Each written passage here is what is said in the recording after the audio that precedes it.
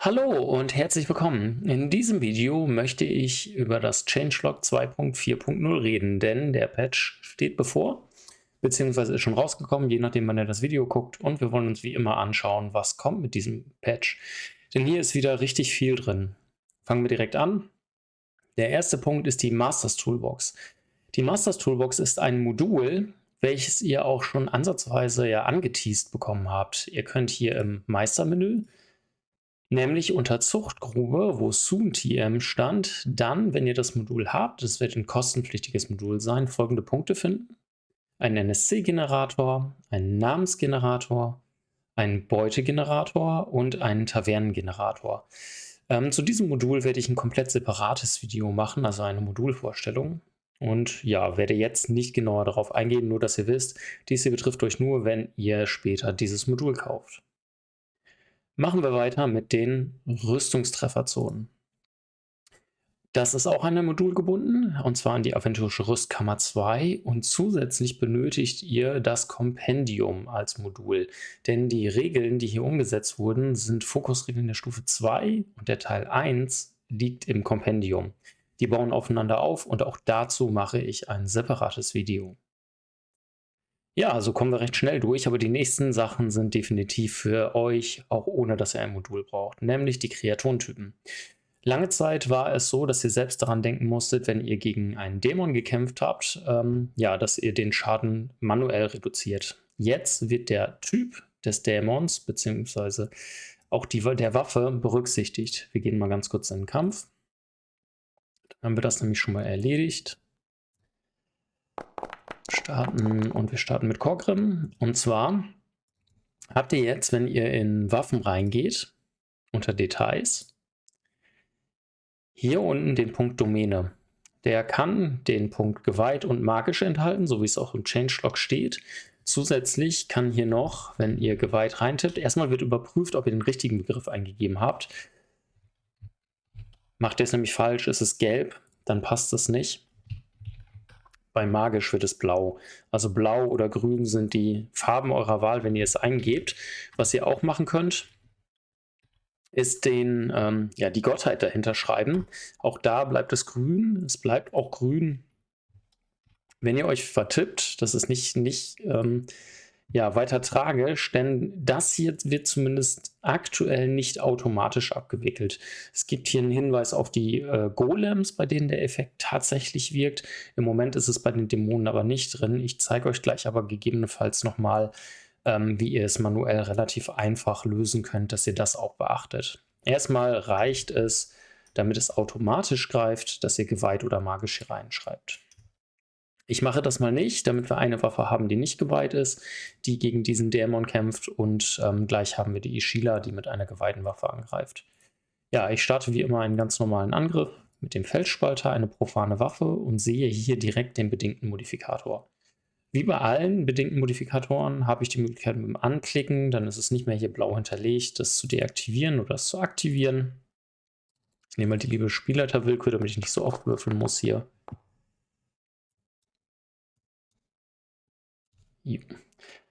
Und sage auch direkt, er reagiert gar nicht. Dann seht ihr hier direkt in der Schadensformel wurde mal 0,5, also ich habe hier 5 gewürfelt, plus die 4 vom Felsspalter sind 9, 4,5 aufgerundet 5, das heißt 5 Trefferpunkte, und es kommt nicht bei dem Spruch durch. Das heißt, der liebe Korgrim wird sich hier so ziemlich die Zähne ausbeißen, es sei denn, er würfelt sehr gut.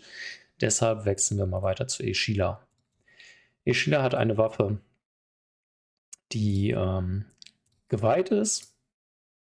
Ich habe hier geweiht eingegeben, setze hier jetzt nochmal ganz kurz Chor dahinter, damit ich euch das mit dem, dass es nicht automatisch klappt, kurz zeigen kann. Also auch hier, ich mache einen Angriff mit dem Chorspieß, sehe hier Geweiht gegen Gottheit, das wird automatisch angezeigt. Also Geweiht und Gegengottheit taucht hier immer gemeinsam auf, egal ob ihr die Gegengottheit drin habt oder nicht. Ihr könnt jetzt aber sagen, ja, das ist so. Dann wird doppelter Schaden gemacht. Nein, das ist nicht so, dann wird einfacher Schaden gemacht. So, und wie erkenne ich jetzt die Gegengottheit? Ihr müsst das nicht zwangsläufig alles auswendig können. Ich habe einige Dämonen kontrolliert. Wenn ihr in dem Blatt des Dämonen seid, das müsst ihr natürlich als Spielleiter machen, damit ihr darauf Zugriff habt, geht ihr in die Notizen und findet weiter unten bei den Sonderregeln Empfindlichkeit gegenüber gesegneten und geweihten Waffenobjekten. Und hier ist es so, dass ein Schruf gegenüber Rondra, aber auch Kor, Shinxie oder Brasurak empfindlich ist. Das bedeutet, ich dürfte jetzt, wenn der Spielleiter mir das sagt, ihr müsst den Spielleiter fragen, ne? Es ist die Gegengottheit, ich bin Kor, ich habe einen Chorspieß. Dann, ich habe einen chorgeweihten Spieß, der zufällig Chorspieß heißt, dann müsst ihr das hier anklicken, Wurf. Ja, jetzt treffe ich nicht, hätte ich mal die Spielleiterwillkür ausgewürfelt und dann wird der Schaden verdoppelt. Ausgewählt, nicht ausgewürfelt. Zack, keine Reaktion.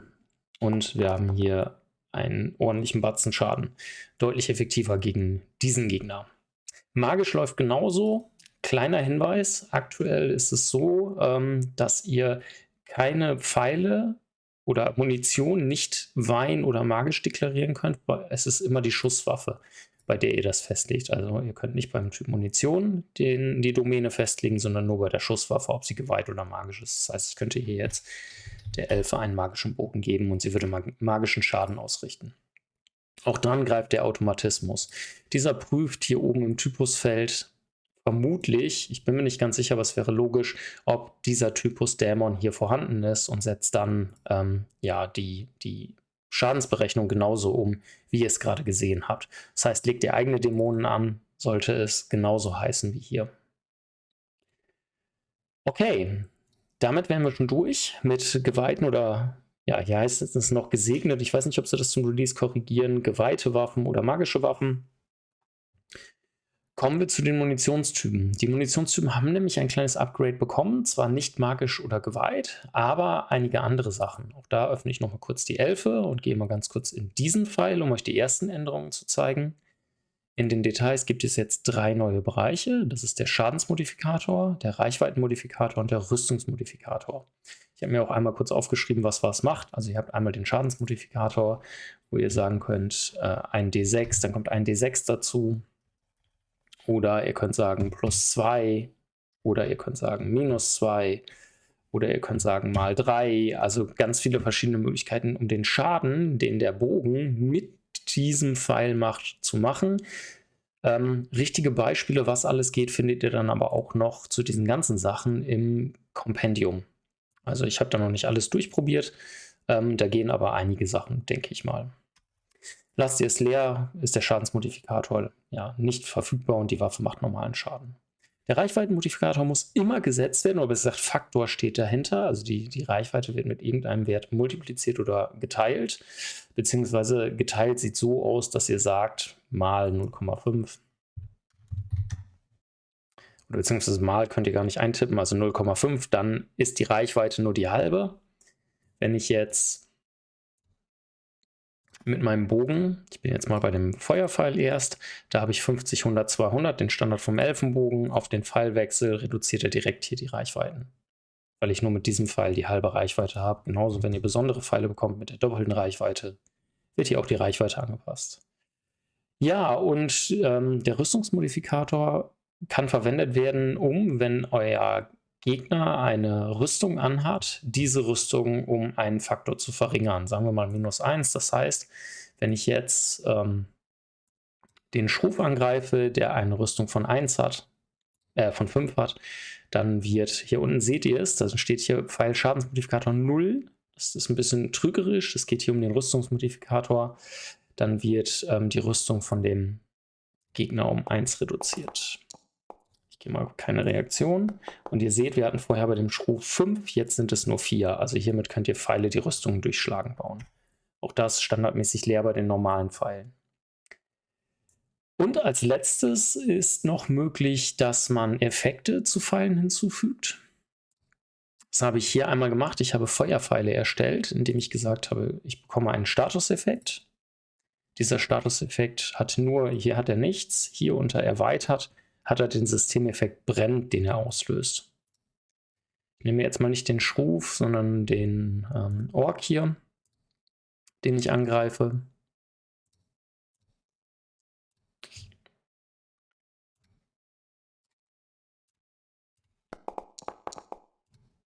Keine Reaktion. Hatte ich da den falschen Pfeil ausgerüstet? Ja. So, jetzt habe ich den Feuerpfeil. Selbe nochmal, Feuerpfeil, Schadensmodifikator. Nein, die 19 nehme ich nicht. Ich möchte treffen. Und dann seht ihr jetzt hier, dass ihr den Effekt anwenden könnt. Selbst macht keinen Sinn, es sei denn, das war ein Patzer. Aber hier Effekt Ziel, Effekt brennt, wurde auf Ork übertragen und jetzt habt ihr den Effekt brennt. Auch das eine Neuerung. Okay, kommen wir zum nächsten. Das ist das Meistermenü. Das Meistermenü wird erweitert und zwar könnt ihr jetzt im Meistermenü zum einen die Sortierung ändern, die Reihenfolge, in der die Charaktere hier auftauchen.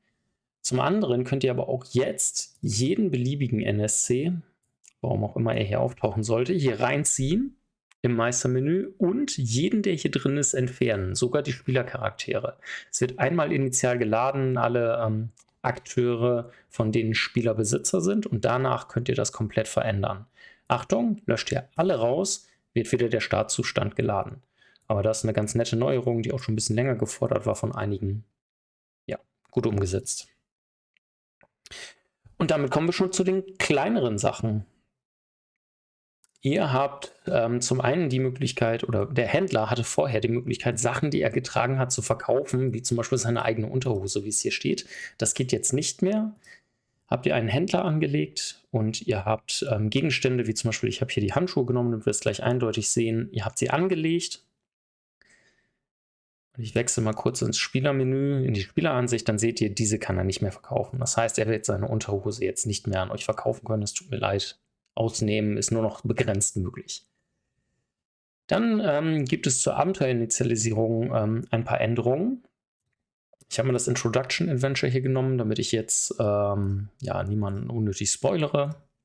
Hier ist ja die Initialisierung oder sie ist im Chat dann, wenn ihr das erste Mal das Modul hier in der Welt aktiviert.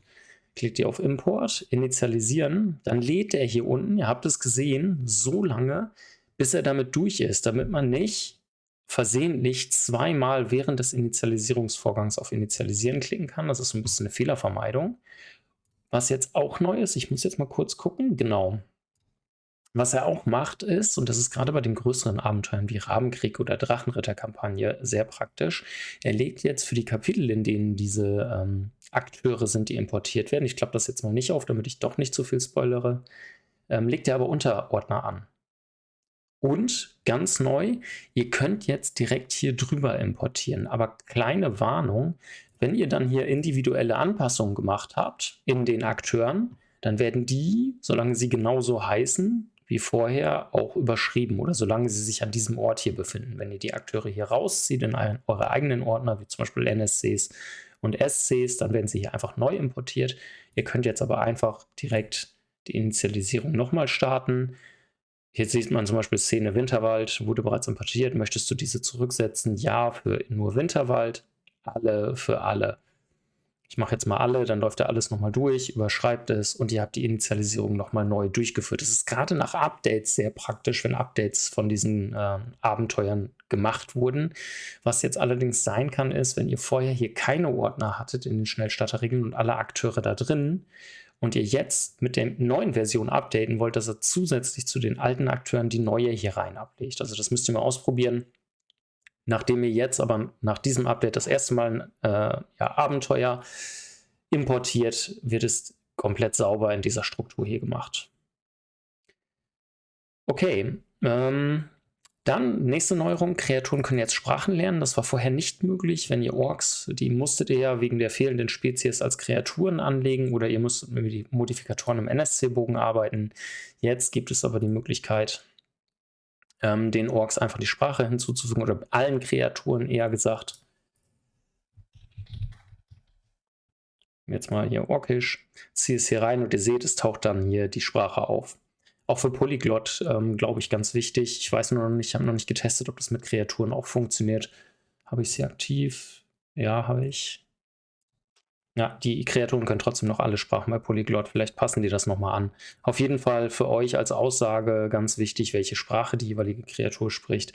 Ihr könnt es jetzt hier hinzufügen. Dann wurden die Regenerationswürfe geändert. Nee, wurden nicht geändert, ergänzt. Wenn ihr einen Regenerationswurf würfelt, dann könnt ihr ja mit Rechtsklick sagen Regeneration.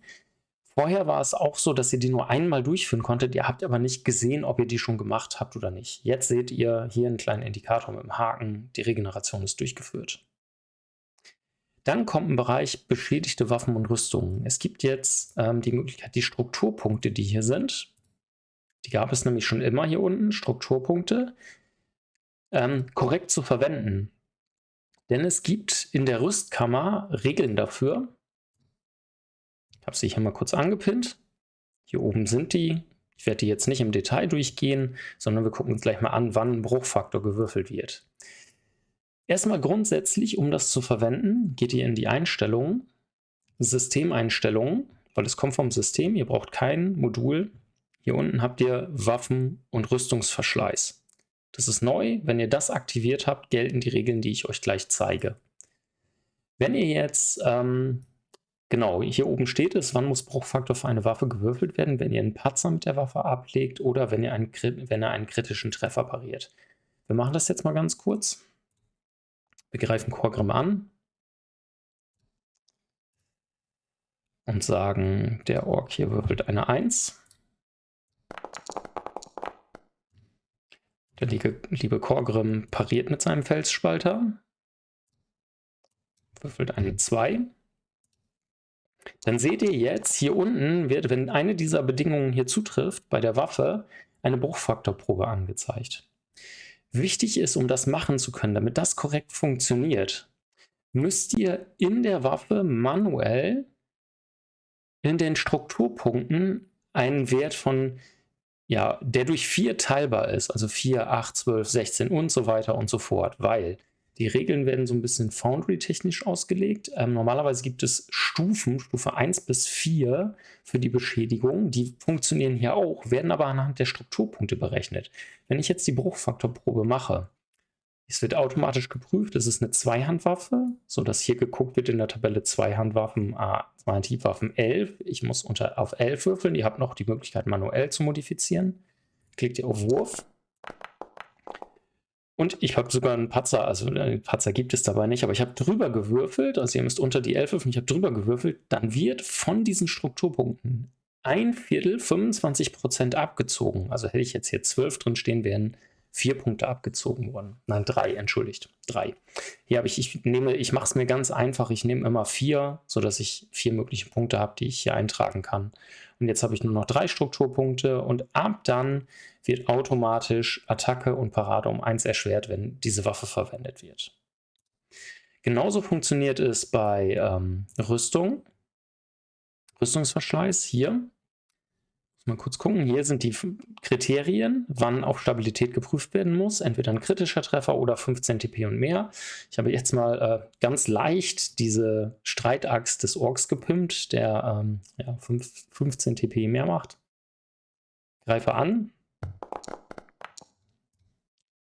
Sage keine Reaktion und ihr seht dann auch hier automatisch, dieses Kriterium trifft ein. Es wird eine Bruchfaktorprobe verlangt von der Rüstung.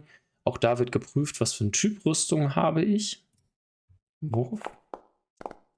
Und diesmal habe ich sie geschafft, habe drunter gewürfelt. Ja, so viel zu den beschädigten Waffen und Rüstungen. Eine kleine Besonderheit, die muss ich vorziehen, die hätte ich auch erwähnt, hier oben weiter bei den Rüstungstrefferzonen. Und zwar ist neu hinzugekommen in den Rüstungen, darum hat er gerade die 13 erkannt, die Subkategorie. Ich habe Typ Rüstung, also Kategorie Rüstung, und hier unten wähle ich den Rüstungstypen aus. Daran macht er fest, worauf ja diese Probe gewürfelt werden muss. Na, guck mal, hier habe ich zum Beispiel 20 von 20, also auch ein Faktor 4. um diese Probe automatisch durchführen zu müssen. Ganz viele Items, die noch in euren Kompendien schlummern und in euren Charakteren sind auf normale Kleidung standardmäßig eingestellt. Das heißt, wollt ihr das hier verwenden, müsst ihr zumindest in den Akteuren, die ihr aktuell aktiv habt, reingehen und die Rüstungen anpassen auf den richtigen Rüstungstyp, damit ihr das verwenden könnt. Ich kann mir vorstellen, dass irgendwann die Kompendien geupdatet werden, sodass ihr hier oben über die Migration arbeiten könnt. Aktuell müsst ihr es aber manuell anpassen. Okay, noch eine Neuerung ist folgende. Es gibt unter den Systemeinstellungen einen weiteren neuen Punkt. Der heißt hier unten Verberge Tokennamen. Ich glaube, der ist standardmäßig auf Nein gestellt. Wenn ihr diese Einstellung habt, dann ist es so, wenn ihr einen dieser Akteure auf die Szene zieht, dann nimmt er vom Standard-Token den Namen. Das wollt ihr aber nicht immer haben. Ihr wollt ja auch gegebenenfalls einen Ork-Häuptling oder sonst irgendetwas anlegen können mit einem Namen. Der soll sich aber optisch noch gar nicht unterscheiden. Und das wissen die Spieler ja höchstens anhand eurer Beschreibung. Aber die sollen ja nicht mit der Hand über einen Token fahren können oder im Combat-Tracker sehen können, dass das der Ork-Häuptling ist. Deshalb habt ihr hier jetzt die Option zu sagen, verberge Tokennamen. Ja, wenn ihr das macht und einen Token von den Szenen hier drauf zieht, von einer Szene die nächste kopiert oder aus dem Kompendium holt, dann wird erstmal geguckt, gibt es den schon einmal drauf? Wenn ja, wird einfach der Name um einen Zähler, hier habt ihr es Ork 2, Ork 1 erweitert. Oder wenn es den noch nicht gibt, ist es unbekannt. Das heißt, wenn ich jetzt die Orks hier mal lösche und ziehe ihn drauf, habe ich auch unbekannt. Das ist die Einstellung, wenn ihr Nein setzt, dann werden die als unbekannt deklariert. Deswegen gibt es eine zweite Option, wer das nicht möchte mit unbekannt, die nennt sich umbenennen. Ich speichere. Wenn ich jetzt das erste Mal einen hier auf die Szene ziehe, kommt ein kleiner Tooltip, der mich fragt, ja, verberge Tokennamen. Dann kann ich hier eingeben, ich brauche nicht mal einen Zähler. Also ich ziehe den Ork-Häuptling hier drauf, der einen Namen hat, benenne ihn um zu Ork, sage ja, dann habe ich meinen Ork. Wenn ihr dann das zweite Mal denselben Namen drauf zieht, wird wieder durchnummeriert. Das erste Mal kommt die Abfrage, das zweite Mal wird dann durchnummeriert. Und das findet ihr in den Einstellungen. Okay, Ausgeben und Zurückerstatten von Abenteuerpunkten gibt jetzt eine Chatnachricht. Ich muss mal kurz gucken. Hier habe ich noch Abenteuerpunkte. Wenn ihr jetzt irgendetwas steigert, guckt mal kurz hier unten links über der Uhr. Dann seht ihr jetzt eine Benachrichtigung. Steigern für 15 AP, 15 AP zurückerstatten. Das ist ganz cool, gerade beim Ausgeben. Und ihr wollt mal ausprobieren, ihr wollt nicht direkt hier immer in die Talente gucken, welcher Steigerungsfaktor das ist. Dann probiert ihr einfach aus, ja, das kostet 4 AP, das bringt mir 4 AP zurück. So habt ihr ein bisschen bessere Übersicht, was ihr da gerade ausgebt. Und ich meine, das habe ich noch gar nicht probiert. Jetzt mache ich direkt mal den Live-Test. Ich nehme mal das hier, 15 AP. Ja, auch das wird angezeigt. 15 Abenteuerpunkte ausgegeben und 15 zurückerstattet. Also sehr schön, um zu gucken, was hat das gerade gekostet. Genau, das hier hatte ich schon gesagt. Das Rüstungsblatt hat ein Attribut für Rüstungskategorien. Da gibt es dann nachher auch noch die Möglichkeit, gezielt Pfeile für die Durchdringung von Kettenrüstung zu erstellen. Das mache ich aber im separaten Video. Da gibt es dann auch für die Pfeile ein Makro, was dann direkt im Item des Pfeils ist. Und das bekommt ihr als Beispiel in der Rüstkammer. Dazu wird es ein separates Video geben. Das war's zu den Neuerungen. Kommen wir ganz kurz zu den Bugs. Schicksalspunkte können nicht mehr für Regenerationswürfe verwendet werden. Das hat ein findiger User herausgefunden, dass es aktuell geht, aber irgendwie nicht richtig. Also es hat technisch nicht funktioniert. Da es die Regel nicht gibt, wurde es komplett entfernt. Hier gab es ein Problem mit den Kampfsonderfertigkeiten. Belastungsgewöhnung hat eine Zeit lang nicht die Geschwindigkeits- und Initiativreduktion von Rüstungen korrigiert. Das klappt jetzt. Variable Kosten von Zaubern hatten einen Fehler. Dann gab es in der Bibliothek ein Problem mit dem endlosen Scrollen und dem Gehirnfilter. Auch das sollte jetzt weg sein. Munition wurde bei der Migration, das ist diese Funktion, die zeige ich immer mal gerne, die wird gerne vergessen. Das hat nicht korrekt funktioniert. Und es können jetzt verschiedene Munitionen gleichzeitig in Taschen und Inventar vorhanden sein. Auch das ist kein Problem mehr. Okay, das war es zum Changelog. Wie gesagt, es folgen noch 2 weitere Videos zu den Modulen, wo Inhalte dieses Changelogs ergänzt werden. Und ja, habt ihr Fragen oder Anmerkungen, schreibt es mir wie immer in die Kommentare und ansonsten hören wir uns beim nächsten Mal.